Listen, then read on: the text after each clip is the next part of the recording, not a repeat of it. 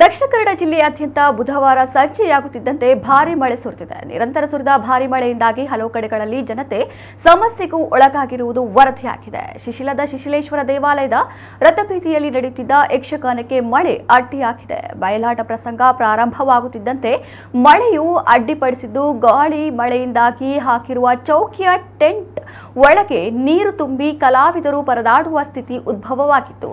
ಮಳೆರಾಯ ಯಕ್ಷಗಾನವನ್ನ ಪೂರ್ಣಗೊಳಿಸಲು ಅವಕಾಶ ಕೊಡದೆ ಇನ್ನೂ ಮಳೆ ಜೋರಾಗುತ್ತಿದ್ದಂತೆ ಮಂಗಳ ಹಾಡಿದ ಘಟನೆ ನಡೆಯಿತು.